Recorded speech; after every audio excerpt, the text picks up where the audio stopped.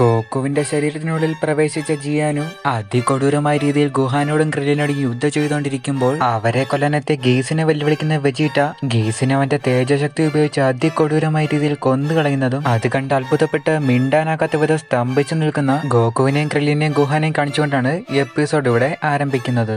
Once again welcome by Kerala story explainer എന്ന YouTube ചാനലിലേക്ക് ഏവർക്കും സ്വാഗതം. നമ്മൾ ഇന്നിവിടെ കാണാൻ പോകുന്നത് ഡ്രാഗൺ ബോൾ സി ഫ്രീസ സാഗയുടെ 5ാം എപ്പിസോഡാണ്. വരൂ കഥയിലേക്ക് പോകാം.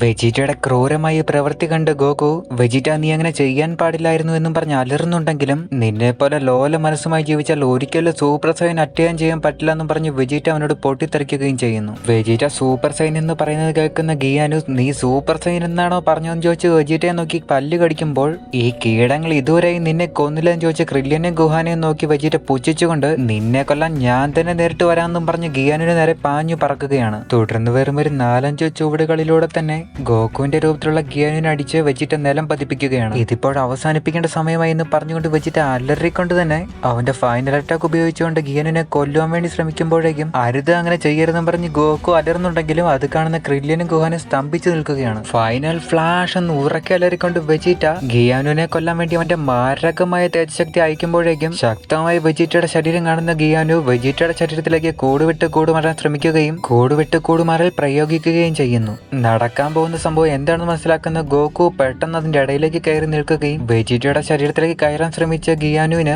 ഗോകുവിന്റെ ഇടയിലേക്കുള്ള തള്ളിക്കയറ്റം കാരണം ഗിയാനുവിന്റെ പഴയ ശരീരത്തിലേക്ക് അവൻ തിരികെ കയറുകയും ഗോകുവിന്റെ ശരീരത്തിലേക്ക് തന്നെ തിരികെ കയറുകയും ചെയ്യപ്പെടുന്നു. ഗോകുവിന് അവന്റെ ശരീരം തിരികെ കിട്ടിയതോർത്ത് വളരെയധികം സന്തോഷം വരികയും ഗുഹാനും ക്രില്ലിനും അത് മനസ്സിലാക്കുകയും ചെയ്യുന്നു. ഒട്ടും തന്നെ സമയം പാഴാക്കാതെ ഗിയാനുവിന്റെ ശരീരത്തിലേക്ക് തിരികെ കയറിയ ഗിയാനുവിനെ വധിക്കുവാൻ വേണ്ടി വെജിറ്റ തയ്യാറായി അവന് നേരെ പറന്നു ചെല്ലുമ്പോഴേക്കും മുറിവേറ്റ് നിൽക്കുന്ന ഗിയാനുവിന്റെ ശരീരം ഉപേക്ഷിച്ചുകൊണ്ട് വെജിറ്റയുടെ ശരീരത്തിലേക്ക് കയറാനുള്ള ഗിയാനുവിന്റെ പദ്ധതി മനസ്സിലാക്കുന്ന ഗോകു ഇപ്പോൾ വെജിറ്റയുടെ ശരീരം വലതും ഗിയാനുവിനെ നേടുവാൻ സാധിച്ചെങ്കിൽ ഇവിടെ ഉണ്ടായിരിക്കുന്ന സർവരുടെ നാശമായിരിക്കും അതിന്റെ ബലമെന്ന് മനസ്സിലാക്കുന്ന ഗോകു അതുവഴി ചാടിപ്പോകുന്ന ഒരു ചെറിയ തവളേനെ എടുത്ത് കൂടുവിട്ട് കൂടുമാറിൽ പ്രയോഗിക്കുന്ന ജിയാനുവിന്റെ മുന്നിലേക്ക് വലിച്ചെറിയുകയാണ്. വെജിറ്റയുടെ മുന്നിലേക്ക് ചെന്ന് പതിക്കുന്ന തവളയിലേക്ക് ഗിയാനുവിന്റെ ശക്തി വന്നടിക്കുകയും തവളയുടെ ശരീരത്തിലേക്ക് ജിയാനുവിന്റെ ശരീരത്തിലേക്ക് തവളയും പ്രവേശിക്കുകയും ചെയ്യുകയാണ്. ഗിയാനുവിന്റെ ശരീരത്തിലേക്ക് പ്രവേശിച്ച തവള അവിടെ നിന്നും ജീവനും കൊണ്ട് ചാടി രക്ഷപ്പെട്ടു പോവുകയാണ്. അതെല്ലാം മനസ്സിലാക്കുന്ന വെജിറ്റ തവളയുടെ ശരീരത്തിൽ കയറിയ ജിയാനുവിനെ വധിക്കുവാൻ വേണ്ടി ചെല്ലുമ്പോഴേക്കും തവളയുടെ ശരീരത്തിൽ പ്രവേശിച്ച അവനെ കൊണ്ട് ഇനി ഒന്നും ചെയ്യാൻ സാധിക്കില്ല, അവനെ വെറുതെ കൊല്ലണ്ടെന്നും പറയുന്ന ഗോകുവിന്റെ വാക്ക് കേട്ടുകൊണ്ട് വെജിറ്റ ആദ്യമായി തവളയെ കൊല്ലാതെ വിടുകയാണ്. വെജിറ്റയ്ക്കുള്ളിലെ ഉണ്ടായ മാറ്റങ്ങൾ അവരെല്ലാം അത്ഭുതപ്പെടുത്തുന്നുണ്ടെങ്കിലും ഗോകുവിന് പൂർണ്ണ ആരോഗ്യവാനായി മാറാൻ ഇനി ഒരു അമരക്കുരു പോലും കയ്യിൽ ബാക്കിയില്ലെന്ന് മനസ്സിലാക്കുന്ന അവരെല്ലാം കൂടി കഷ്ടപ്പെട്ട് നിൽക്കുമ്പോൾ അതെല്ലാം കാണുന്ന വെജിറ്റ ഗോകുവിനെ പൂർണ്ണ ആരോഗ്യവാനാക്കി മാറ്റാൻ എന്റെ കയ്യിൽ ഒരു ഐഡിയ ഉണ്ടെന്നും പറഞ്ഞ് അവരെ നോക്കി ചിരിക്കുകയും ഫ്രീസയുടെ ഷിപ്പിനുള്ളിലേക്ക് ഗുഹാന്റെയും ക്രില്ലിന്റെ സഹായം ഉപയോഗിച്ച് ഗോകുവിന്റെ ശരീരം ചുമന്നുകൊണ്ടുപോയി അതിനകത്തുണ്ടായിരുന്ന ഹീലിംഗ് ഫെസിലിറ്റിയിലേക്ക് ഗോകുവിന്റെ ശരീരം സ്ഥാപിക്കപ്പെടുകയും ഗോകുവിനെ ഹീലിംഗ് ഫെസിലിറ്റികളിലാക്കുന്ന വെജിറ്റ അവന്റെ എല്ലാം നോക്കി ചിരിച്ചുകൊണ്ട് ഫ്രീസയോട് യുദ്ധം ചെയ്യാൻ ഉറപ്പായി എനിക്ക് നിങ്ങളുടെ എല്ലാം സഹായം ആവശ്യം വരും, പ്രത്യേകിച്ച് കാക്രോട്ടിന്റെ ശക്തി എനിക്ക് ആവശ്യമാണെന്നും പറഞ്ഞ് സന്തോഷത്തോടെ ചിരിക്കുകയാണ്. അതിനുശേഷം നിങ്ങളെല്ലാം എന്റെ കൈ കൊണ്ട് തന്നെ ഞാൻ കൊല്ലുമെന്ന് പറഞ്ഞ് വെജിറ്റ മനസ്സിൽ ചിരിച്ചുകൊണ്ട് സന്തോഷിക്കുകയും ചെയ്യുന്നു. അതിനുശേഷം വെജിറ്റ ഗുഹാനും ക്രില്ലിനും വെജിറ്റ ഇട്ടിരിക്കുന്നത് പോലുള്ള കവചങ്ങളും വസ്ത്രങ്ങളും അണിയുവാനായി നൽകുകയാണ്. ഗോകു പൂർണ്ണ ആരോഗ്യവാനായി മാറാൻ എത്ര സമയം ആവശ്യമാകുമെന്ന് ക്രില്ലിൻ തിരക്കുമ്പോഴേക്കും 40-50 മിനിറ്റ് ആവശ്യം വരും, അതിനു മുന്നേ നമുക്ക് ചെയ്യേണ്ടതെല്ലാം ചെയ്തു തീർക്കാമെന്നും പറഞ്ഞ് വെജിറ്റ ആലോചിക്കുകയും ചെയ്യുന്നു. ഇവിടുത്തെ ഡ്രാഗൺ ബോൾ എന്നാൽ എങ്ങനെയാണ് സമ്മൺ ചെയ്യുന്നതെന്ന് ഞാൻ ഗ്രാൻഡ് എൽഡറിനോട് പോയി ചോദിച്ചിട്ട് വരാമെന്നും പറഞ്ഞ് ക്രില്ലിൻ അവിടെ നിന്നും പുറപ്പെടുകയാണ്. ഗുഹാനും ക്രില്ലിനൊപ്പം ചെല്ലാമെന്ന് അവകാശപ്പെടുന്നുണ്ടെങ്കിലും ഡ്രാഗൺ ബോർഡുകൾ സംരക്ഷിക്കുക എന്നത് അതിനേക്കാൾ വലിയ ആവശ്യകതയാണ്, അതുകൊണ്ട് നീ ഇവിടെ തന്നെ നിൽക്കാൻ പറഞ്ഞ് ഗുഹാനെ അവിടെയാക്കി ക്രില്ലിൻ തന്നെ പുറപ്പെടുകയാണ്.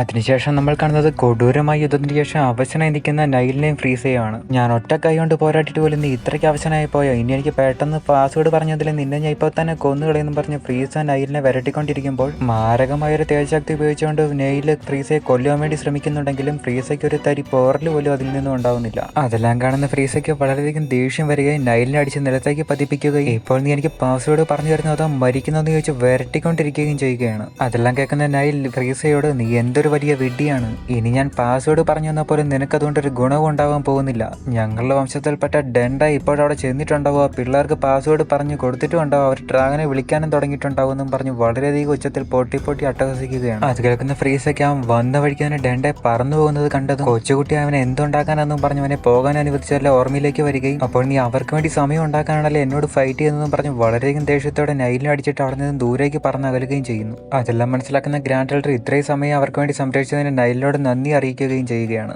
അതേസമയം മിന്നൽ വേഗത്തിൽ പറന്നു പോയിക്കൊണ്ടിരുന്ന ഡെൻഡെ എനിക്ക് എത്രയും വേഗം ക്രില്യൻ സമയുടെയും ഗുഹൻ സമയുടെ അടുത്ത് ചെല്ലണമെന്നും പറഞ്ഞ് സന്തോഷിക്കുകയാണ്. അതേസമയം തന്നെ വെജിറ്റ അല്പസമയം ഞാൻ ഉറങ്ങിയിട്ട് വരാമെന്നും പറഞ്ഞ് ഗുഹാനെ അറിയിച്ചിട്ട് ഉറങ്ങാൻ വേണ്ടി തയ്യാറായി പോവുകയും ക്രില്യൻ പാസ്വേഡുമായി തിരികെ വന്നതിന് ശേഷം എന്നെ ഉണർത്തണമെന്നും പറഞ്ഞ് അവിടെ നിന്ന് മടങ്ങുകയും ചെയ്യുന്നു. മിന്നൽ വേഗത്തിൽ അവിടേക്ക് പറന്നു ചെല്ലുന്നതിനിടയിൽ ഫ്രീസ് ആ ഗിയാനു ഫോഴ്സിനെ മുഴുവൻ കോൺടാക്ട് ചെയ്യാൻ ശ്രമിക്കുന്നുണ്ടെങ്കിലും അവരിൽ ഒരുത്തന്റെ സിഗ്നൽ പോലും പ്രവർത്തിക്കുന്നില്ല. അതിനടുത്ത് ആ കീടങ്ങളെല്ലാവരും എന്റെ ശക്തരായ പോരാളികളെ കൊന്നു കഴിഞ്ഞാണോന്നും പറഞ്ഞ് ഫ്രീസ വളരെയധികം ദേഷ്യത്തോടെ അലറിക്കൊണ്ട് അതേസമയം ക്രില്യൻ ഗ്രാൻഡ് ആൾട്ടറിന്റെ വസതിയിലേക്ക് പറന്നു പോയിക്കൊണ്ടിരിക്കുന്നതിനിടയിൽ താൻ നിൽക്കുന്നതിന് ഓപ്പോസിറ്റ് ആരോ പറന്നു വരുന്നുണ്ടെന്ന് മനസ്സിലാക്കുകയും സൂക്ഷിച്ച് നിരീക്ഷിക്കുമ്പോൾ അത് ഡെൻഡയാണെന്ന് മനസ്സിലാക്കുകയും പെട്ടെന്ന് ഡെൻഡേനെയും കൂട്ടി ഡ്രാഗൺ ബോൾ പ്രത്യക്ഷമാക്കുന്നതിനായി ഫ്രീസയുടെ സ്പേസ്ഷിപ്പിന്റെ അവിടേക്ക് രണ്ടുപേരും കൂടെ പാറി പറക്കുകയും ചെയ്യുന്നു. ഡ്രാഗൺ ബോളുകൾ സംരക്ഷിച്ചുകൊണ്ടിരിക്കുന്ന ഗുഹാൻ അവന് നേരെ രണ്ടുപേര് വരുന്നുണ്ടെന്ന് മനസ്സിലാക്കുകയും സൂക്ഷിച്ച് നിരീക്ഷിക്കുമ്പോൾ അത് ഗുഹാനും ഡെൻഡയാണെന്ന് മനസ്സിലാക്കി വളരെയധികം സന്തോഷിക്കുകയാണ്. ഗുഹാൻ അരികിലേക്ക് ഡെൻഡയും ക്രില്ലിനും വന്നിറങ്ങുമ്പോൾ വെജിറ്റ എവിടെയാണെന്ന് തിരക്കുകയും വെജിറ്റ അല്പസമയത്തേക്ക് ഉറങ്ങാൻ പോയി, നിങ്ങൾ വന്നതിന് ശേഷം വിളിക്കാൻ പറഞ്ഞു എന്നും പറഞ്ഞ് അവരെ അറിയിക്കുകയാണ്. വെജിറ്റ ഉറങ്ങുകയാണെന്ന് ഉറപ്പുവരുന്ന ഗുഹാനും കൂട്ടരും വെജിറ്റ അറിയാതെ ഡ്രാഗൺ ബോളുകളെല്ലാം പിറക്കിയെടുത്തുകൊണ്ട് മലയുടെ മറ്റൊരു സൈഡിലേക്ക് പോവുകയും അവിടെ സ്ഥാപിക്കുകയും ഉടനെ തന്നെ ഫ്രീസ് അവർക്കരികിലേക്ക് വന്നെത്തുമെന്ന് മനസ്സിലാക്കുന്ന അവർ മൂവരും കൂടി ചേർന്ന് ഡ്രാഗൺ ബോളിൽ നിന്നും ഡ്രാഗനെ എങ്ങനെയാണ് വിളിക്കുന്നതെന്ന് ഡെൻഡയോട് ചോദിക്കുകയും നമക്കൻ ഭാഷയിൽ സംസാരിച്ചാൽ മാത്രമേ അത് സാധിക്കുകയുള്ളെന്ന് ഡെൻഡ പറയുമ്പോൾ ആ കൊടൂരനായി ഫ്രീസ് ഇവിടേക്ക് ഉടൻ തന്നെ വരുന്നതാണ്, നമ്മുടെ കയ്യിൽ ഇനി സമയമൊന്നുമില്ല, പെട്ടെന്ന് ഡ്രാഗനെ വിളിക്കാൻ പറഞ്ഞ് ക്രില്യൻ അവരോട് പറയുകയും നമക്കൻ ഭാഷയിൽ ഡെൻഡ ഉടനെ തന്നെ ഡ്രാഗനെ വിളിച്ചു വരുത്തുകയും ചെയ്യുകയാണ്. ഡെൻഡ മന്ത്രവാക്യങ്ങളെല്ലാം ചൊല്ലിയ ഉടൻ തന്നെ അവിടെ ഉണ്ടായിരുന്ന ആകാശം മുഴുവൻ ഇരുണ്ട രൂപത്തിലേക്ക് മാറുകയും ഡ്രാഗൺ ബോളുകളെല്ലാം കിടന്ന് മിന്നി മറയുവാൻ തുടങ്ങുകയും ചെയ്യുകയാണ്. പെട്ടെന്ന് അതിൽ നിന്ന് തന്നെ വളരെ ശക്തമായ ഒരു മിന്നലടിക്കുന്ന പോലെ പ്രഭാവലയം ഉണ്ടാവുകയും വളരെ വേഗത്തിൽ വളരെയധികം ദേഷ്യത്തോടെ അലറിക്കൊണ്ട് ഫ്രീസ പറന്നു വരുന്നതായി കാണിച്ചുകൊണ്ടിരിക്കുകയും പെട്ടെന്ന് അതിൽ നിന്നും വളരെ രാക്ഷസ സ്വഭാവമുള്ള വളരെ പുരാതനവും പഴക്കവും എൻഷ്യന്റുമായ ഒരു ഡ്രാഗൺ അതിൽ നിന്ന് ഉയർന്നു വരുന്നതായി കാണിക്കുകയാണ്. നിങ്ങൾക്കിനി എന്തു വരമാണ് വേണ്ടതെന്ന് ചോദിച്ചുകൊണ്ട് വളരെ ഭയാനകമായ സ്വരത്തിൽ ഡ്രാഗൻ അവരെ നോക്കി നിൽക്കുന്നതും കാണിച്ചുകൊണ്ടാണ് ഈ എപ്പിസോഡ് ഇവിടെ അവസാനിക്കുന്നത്. വീഡിയോ നിങ്ങൾക്ക് ഇഷ്ടമായി എങ്കിൽ ലൈക്ക് ചെയ്യുക, തുടർന്നുള്ള വീഡിയോ കാണുന്നതിന് വേണ്ടി ബെൽ ബട്ടൺ അമർത്തുക, ചാനൽ സബ്സ്ക്രൈബ് ചെയ്യുക, അഭിപ്രായങ്ങളോ നിർദ്ദേശങ്ങളോ രേഖപ്പെടുത്താനുണ്ടെങ്കിൽ കമന്റ് ബോക്സിൽ രേഖപ്പെടുത്തുക. നന്ദി, നമസ്കാരം, വന്ദനം. അടുത്ത വീഡിയോയിൽ വീണ്ടും കാണാം. ബൈ.